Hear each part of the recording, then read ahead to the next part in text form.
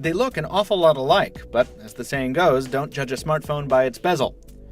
If you're still with us after that awful joke, stick around. We're going to be putting one of the best of Android up against the best of BlackBerry 10. I'm Michael Fisher, this is Pocket Now, and this is HTC One versus BlackBerry Z10.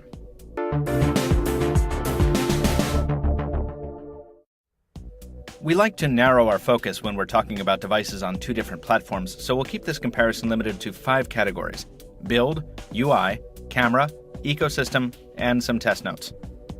We praised the BlackBerry for the sturdy quality of its hardware in our full review, and that looks to have been well-earned praise. The rugged plastic Z10 has held up nicely in the months since we reviewed it, though in all honesty that might have more to do with how often we've used it than how durable it is. The HTC One, with its aluminum body, certainly catches the eye more easily than does the BlackBerry Z10. Part of that is due to the silver color on our One here, but the difference extends to material choice as well, which has a big effect on feel and hand. Dimensionally speaking, these devices are nearly identical in thickness, around the 9mm mark, and at 137 grams for the BlackBerry and 143 grams for the One, they're nearly the same weight as well. But the One's aluminum unibody is smooth, almost too smooth, in the hand, while the BlackBerry's soft touch back cover clings to the skin.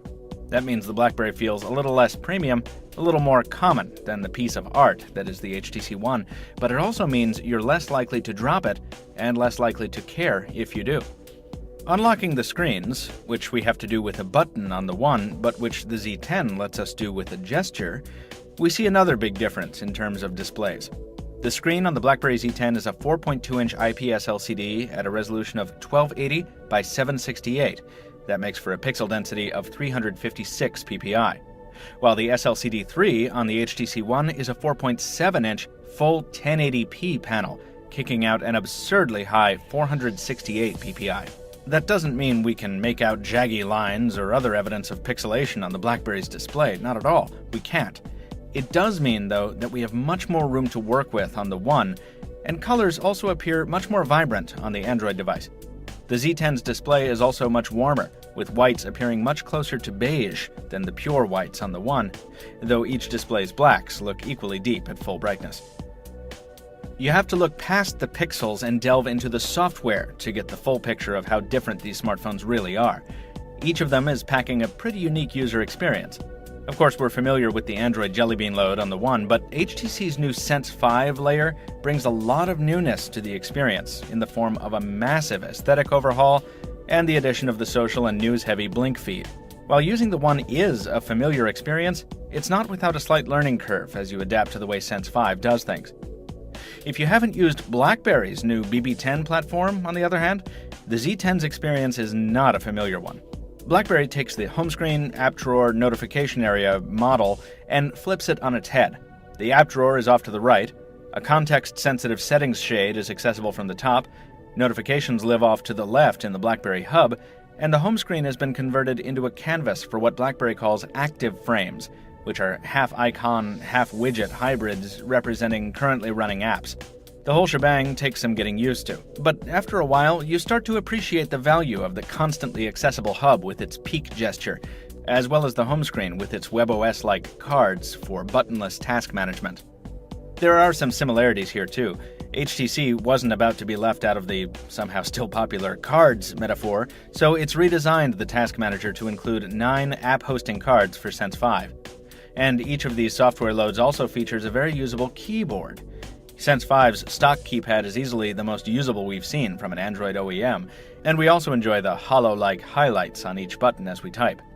BlackBerry's keyboard appears much more conventional until you start typing on it. The predictive text software allows you to flick words right from the keyboard up into the typing field, resulting in a much more efficient one-handed typing experience once you get used to it.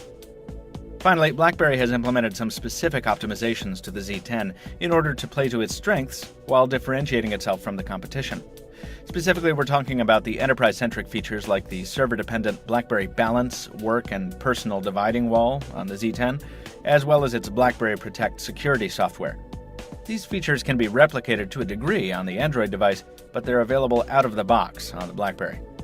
Each OS is snappy and responsive, and neither feels prone to crashes or excessive lag. App launch times are consistently faster on the HTC One, which is either a consequence of its quad-core Snapdragon 600 being more advanced than the BlackBerry's dual-core Snapdragon S4, or better optimized software, or both. It's not the RAM, which stands at 2 gigs on each device, but while we're talking memory, we should mention that the Z10 features a microSD slot for storage expansion up to an additional 64 gigs, while the HTC One is stuck at 32 or 64 gigs, depending on which model you buy. There's no expansion slot here. Not that you have much opportunity to fill up the BlackBerry Z10's storage, unless you're a media hound. BlackBerry got off to a great start filling its new BlackBerry app world, launching the Z10 with over 70,000 available apps, but many were ported from older versions of Android, delivering a less than stellar experience. And the app world was also missing some major titles. Big names like Angry Birds and Kindle were there, but they were few and far between. A few months later, we're still, essentially, in the same place. Though the app world has grown to include over 100,000 titles, big gaps remain to fill. Even Windows Phone finally sports Pandora and Spotify, and of course they've been on Android for ages, but they're absent on BlackBerry. Instagram, of course, isn't here. The Facebook and Twitter apps were built by BlackBerry and have received awful reviews on the app world due to their bare-bones nature. Shazam isn't here. Stitcher isn't here, etc., etc. That doesn't mean there's no hope for BlackBerry. Quite to the contrary, the app selection is exploding, and hopefully that growth rate will continue as BlackBerry puts out more devices and keeps landing million-unit orders. For the time being, though, the BB10 app ecosystem is still fledgling, and without apps, offerings like content matter a lot less. For a new smartphone user, or someone upgrading from an older BlackBerry, the Z10 still makes sense.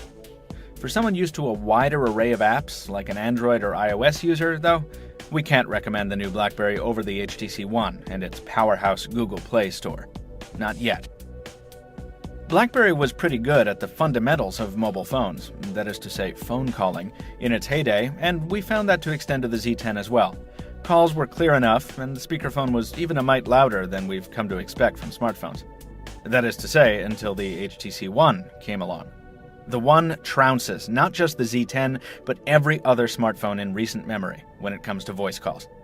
Part of that is the boom sound speakerphone setup with its dual amplified front-firing speakers. The One is a much louder and clearer device in loudspeaker mode than the Z10. But the earpiece on the One is also clearer, and its noise cancellation is better. There are plenty of variations in camera performance too. The ultra-pixel camera on the HTC One is lower in resolution at 4 megapixels, but its unique approach to mobile photography means its low-light performance is astronomically better. The One also uses a wider-angle lens to capture more of a scene than the BlackBerry's 8-megapixel shooter, and colors are cooler, closer to life than on the Z10. The image is also markedly sharper, given a steady hand.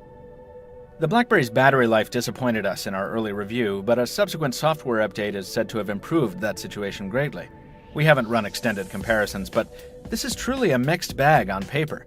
The BlackBerry's 1800 mAh battery pack is a full 500 mAh junior to the battery in the HTC One, but the latter's is embedded, whereas the BlackBerry's is user replaceable. Software update or no, you'll probably still want a spare battery with you if you're a power user carrying the BlackBerry Z10, and it's nice to have that option.